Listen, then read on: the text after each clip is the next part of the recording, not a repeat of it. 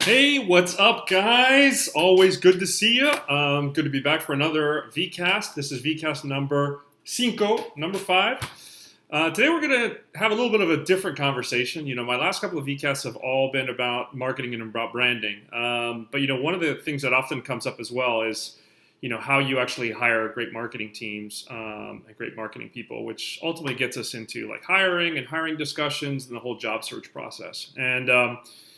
So I wanted to talk a little bit today about job search. And, I know that job search can be a horribly frustrating, kind of degrading, slow, brutal process, right? It's like Chinese water torture. It's, people sit there for hours and hours, day after day, sending out, tens or hundreds of resumes and they never hear back. And then, they go to interviews and then they talk to people and everything seems great.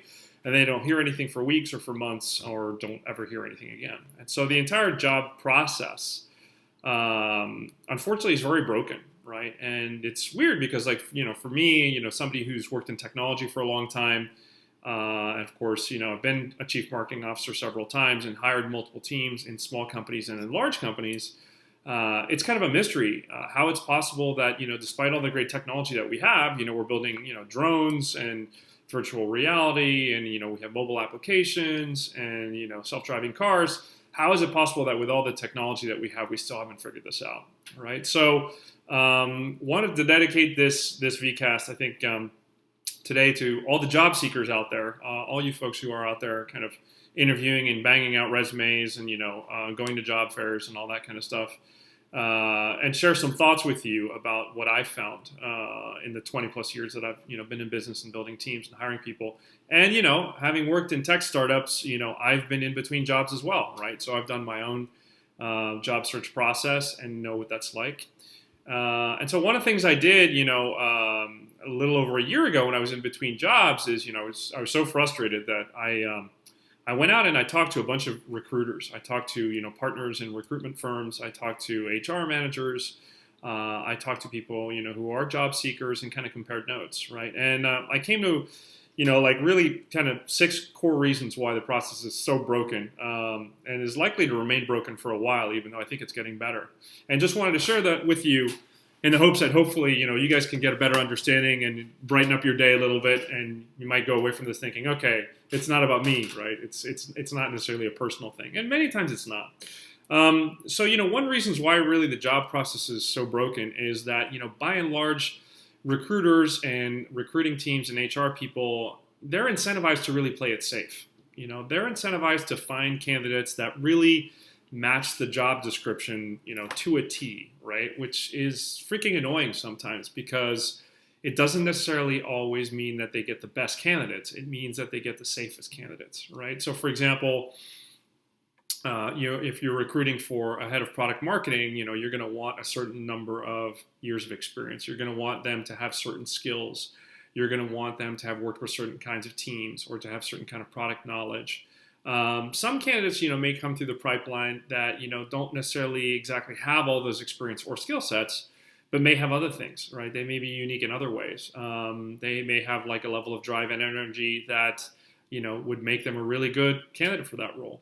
But the challenge is, the incentives are not there, right? Internal recruitment teams typically have to deal with so many resumes that the way that they filter those resumes is basically looking at the resumes and saying, okay, do they have 5 years experience or 10 years experience? Can they do Microsoft Excel? Can they do WordPress? Do they have these coding skills or not? And oftentimes what you'll find is because the recruiting teams have so many resumes to look at, they filter, right? And so the first thing that gets filtered is people who don't necessarily have the skills or years of experience or managerial experience that are detailed in the job description, right? This is why managers write job descriptions. It's to provide guidance to the recruitment teams. So often cases, it's a filtering process. And if you don't have the match, then oftentimes you get filtered out.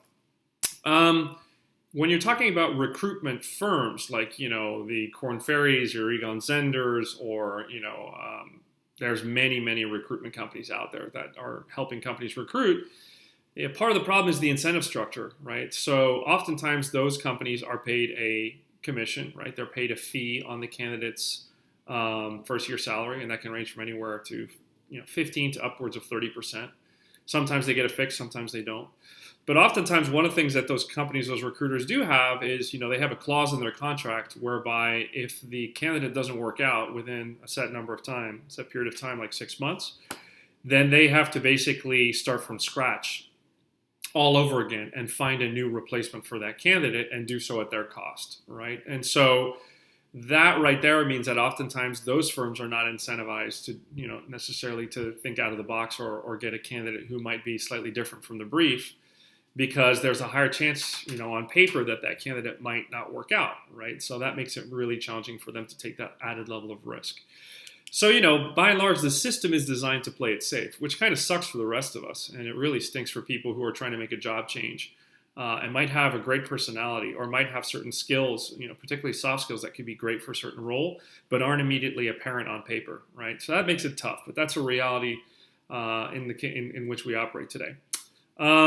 The second thing, and this is kind of a harsh reality, so I never really like to say this, but it's true, so I have to be honest with you guys, because, Mad Work's all about honesty, right? So I'm going to tell you the things the way they are, is there's no real money in it. I mean, there's no money in the industry for helping candidates.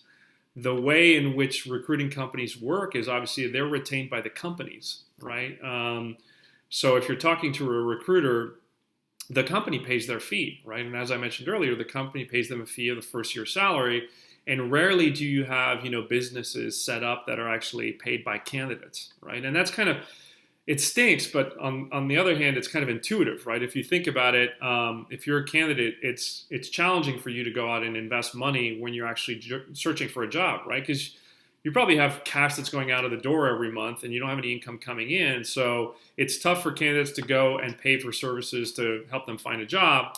And therefore, most companies, are working with employers, right? They're working with companies and companies are paying their bills. That's not to say that it's completely like this and it might not change, right? I mean, there are some cool companies that are in the process of changing that. There's a really cool startup that I came across the other day called TalentWorks. And that's www.talent.work. And that company actually, they're kind of working with candidates and helping them kind of optimize the process of resumes matching with certain jobs, right? And they're using technology to kind of match the content in the resume, optimize the resume, match it with the right jobs, and therefore increase the likelihood that a candidate is actually going to get an interview, right? So some people are starting to look into it, but traditionally there hasn't been much money in it.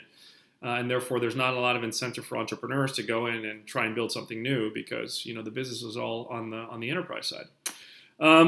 Third, and this one kind of goes back to the first point, but sadly, experience generally trumps passion, right? And so again, going back to those recruiters and going back to the hiring managers, you could have somebody who's excited and passionate and enthusiastic and has done a ton of homework and, will like really go all out. But in the end of the day, they have to make a decision based on the candidate's skills and experience, right? And that's what's in front of them. That's what's real. That's what's measurable. It's really hard to measure passion and enthusiasm, right? How do you really quantify that? How do you put a number on that, right? And again, that's unfortunate because, in many cases, passionate, super motivated people will do an amazing job. In some cases, they might not have the same skills or the right skills, but they can learn them much more quickly, right? That's super frustrating for people. It's been frustrating for me. It's been frustrating for people trying to change careers or change industries. And, Steve Jobs once said, if you love what you do, you'll never work another day in your life. And that's really true, right? Motivation goes a long way. There was an article in the Huffington Post back in 2015 that actually had looked at some research that analyzed that. And what they found is, people who are really passionate, really excited at work, they're more effective, they're more efficient, they motivate the people around them, they create a better overall company culture, they help retain employees because, if they're kind of infectious enthusiasm, and their level of output, their level of productivity is higher, right? The challenge for the industry today and the challenge for recruiters is how do you really quantify that? That's not to say that there aren't, companies that don't take chances on really enthusiastic, great employees, right? A friend of mine who runs a startup here in Silicon Valley called Zently, which by the way, if you're renting and if you have roommates, you should check out this app. It's awesome. Zently, Zently. So a little kudos to my friends there. But, he basically had a candidate one day show up at his office, like in a suit with his resume, who had seen the offer online for an internship, I think it was. And they had a discussion, and the guy had done a fair amount of research and his homework, but he was so enthusiastic and so excited that, my friend at the end of the day decided to give him a chance and hired him as an intern. And he started a couple of weeks ago. So it's not to say that there aren't stories of, people who, do a lot of homework and they go to industry conferences and they get really excited and they're able to go in person and convince a hiring manager to give them a chance. That stuff does happen, but it's less the norm than experience, right? That can be particularly challenging for, young undergrads. If you're kind of watching this and you're, 19, 20, 21, and you're graduating college and you don't necessarily have a lot of experience, how do you get a job when more and more people are asking for experience? That'll be the subject of a separate Vcast, of a separate post, because I could go down a rat hole for 30 minutes just on that. But sadly, the situation kind of experience still outweighs passion, which just is the reality that we live in. Fourth is, the whole job search process is still manual, right? Incredibly so. I mean, I've been hiring teams on and off for 15 plus years at different companies. And even the last startup where I was at, we were using a lot of applicant tracking software, which is software that helps you track candidates that are in the application process. And you're talking about software like Lever and a Greenhouse and JobVite and things like that. And even though the software does make it easier, at the end of the day, the resume that you just sent through your email still has to be viewed by somebody. It still has to be screened, right? It still needs to go into a process. People still need to read it. You still need to go through an interview process. And because the interview process generally is hard and it's long and it involves getting a number of different people in a room to interview you, resumes get filtered, right? And so again, if, you're the person in charge of that filtering process and you're getting 50, 60, 70, 100 emails, 100 resumes for every role, you have to filter through that manually. And then you have to, respond manually, right? And so the reality is that I think sometimes as applicants, we forget that there is a person on the other side of the table doing all this. And particularly at the larger companies, that person might be dealing with, hundreds of different resumes at a time for any particular role. And so it's a stretch, for those people to filter and review everything. And it's even harder to expect those people then to write back and say, hey, we're sorry, it didn't work out and here's why. That's not to say it's not doable. And it's not to say a lot of companies do an absolutely shitty job of doing it. With all due respect to candidates and having been a candidate as well, a lot of companies do a piss poor job of doing this. It's insane. I remember once, a couple of years back, I applied for a marketing role in a company, and I sent them my resume, and it was funny. It was on their website that it was posted, and I usually never apply to jobs that are on websites. For some reason, I came across it, and I was like, wow, that looks like a really cool job. It sounds exciting. And I sent them a resume, and I never heard anything back from them. Not even an acknowledgement that they'd gotten my resume. And then I think 6 weeks later, I got a call from a recruiter who said, hey, we're hiring for a chief marketing officer for this company. And I was like, wait, what? I sent them a resume, they never answered, and now they've hired you, and you're going out there and manually talking to people, and you end up talking to me, right? Which is again, it's ridiculous and it's inefficient, and the process just doesn't make any sense. But getting back to candidates is tough. I remember there was a startup that I was at a couple years ago where I was literally the only guy in the marketing team, and they didn't have a recruitment team. So every department head, right, recruited their own people. And so I was using LinkedIn, and I was using LinkedIn Lite, and I was cold calling and reaching out to people and doing all the work that a recruiter would do because there was nobody else. It was if I needed to get some help, how was I going to do that? What I did on LinkedIn was I created a series of standardized templates. And so if I rejected candidates for a specific reason, which ended up being very similar to a lot of other candidates, I would create a standard template and I would say, hey, you don't have the right experience in this, and this area, or you don't have enough experience in general, or you've never managed a team. And I had all these templates. And so if a candidate fell into one of those buckets, I would just use the email template and send it back to them. And at least they'd get an answer. And that was a canned response, but at least they'd get something.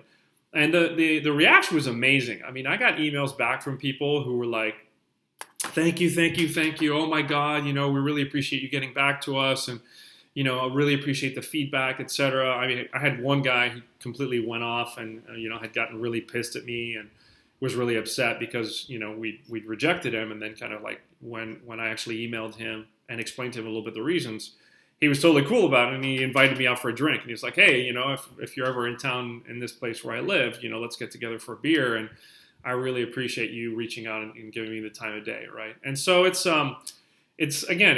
tough, right? There's just not enough time. The process is still totally manual. The matching just still is not good, which is why guys like Talent Work are trying to develop these algorithms to better match resumes with job postings, et cetera, and improve the odds of you getting an interview. But the process is still really manual on both sides, right? So as a job applicant, don't beat yourself up and get horribly frustrated and start to kind of judge yourself or judge the companies, because there's always another person on the other side of the table who's trying to do the best they can.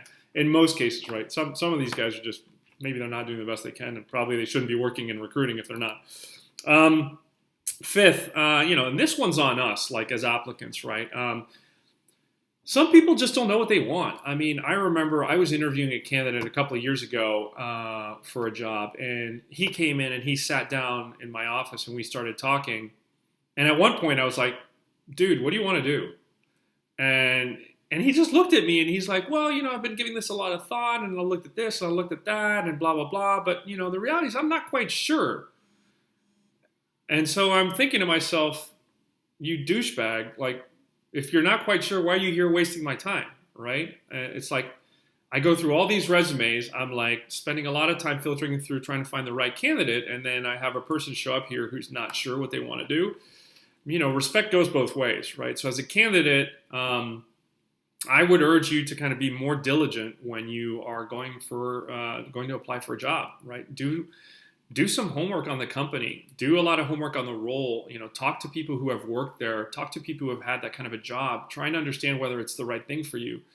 I think part of the problem with applicants, right, and this is our problem as applicants. Well, not mine, but people who are applicants, is that they take this shotgun approach, right? So it's like, oh yeah, I'm going to like fire off, 500 resumes. It's like, dude, that does not work. Okay, so if you're watching this video, if there's anything that you can take away from this, it's like, believe me, firing off 500 resumes does not work, right? It pisses people off. It's obvious that you haven't done, homework on the company. It's obvious that you might not be the right fit. And then if by some random fluke you get called in for the interview and you're not prepared, or you're not interested, or you're not sure what you want, then you're doing everybody a disservice, right? So I have a couple of posts on this on madmorkstories.com/blog. If you're interested, check them out. There's a post that I wrote on, finding happiness. There's a whole bunch of tools online that you could use, personality assessments and others that will give you a better understanding of yourself and give you a better understanding of what are the kind of right careers, the right jobs that might work for you, that you should be pursuing, right? As opposed to taking the shotgun approach and just spray and pray, right? Which doesn't do any good for anybody else either. And like I said, I'll probably do a separate post with a separate Vcast on this too. There's a lot of basics you can do to better prepare for the interview and make sure that when you go in, you nail it, right? And I have another post, on my blog that talks all about, the 10 things that you can do to optimize your job process, right? And make it less painless. So hopefully that's helpful. Last but not least, the last kind of reason that really kind of the job process just, is hard and really stinks, but is worth knowing as applicants is, situations change, guys. I mean, the reality is, job descriptions change. All of a sudden, a recruiting manager has been interviewing, 30 candidates, and he comes to the conclusion that, actually, I need a person with more experience, or actually, I need a person with these kind of skills, and these other skills are less important. And you, as a poor applicant, you're kind of stuck in the middle, right? You are applying for that job based on the skills that you have and the skills that the role defined at that point in time, and all of a sudden, the job description changes, and in many cases, the recruiter doesn't notify you. They don't tell you this. So, situations change in companies. Sometimes the job description changes. Sometimes the job gets deprioritized. The company decides, well, hey, we're not going to hire that sales guy now because now we've decided we need to hire a head of sales first, right?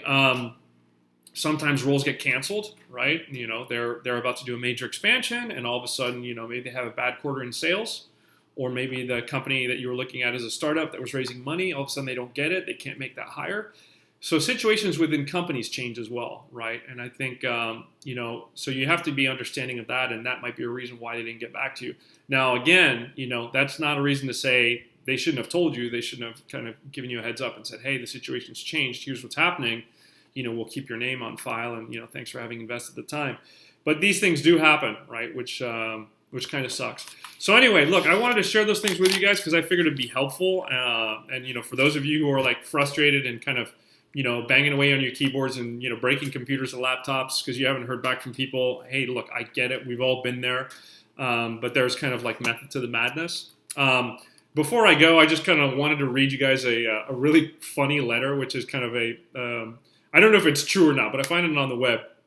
It's a rejection to a rejection letter, which I thought was pretty funny, and hopefully it put a smile on your face and make it easier to kind of go about your day and keep plugging away. But here it goes. So, dear rejector, thank you for your letter of rejection. After careful consideration, I regret to inform you that I am unable to accept your refusal to offer me employment with your firm.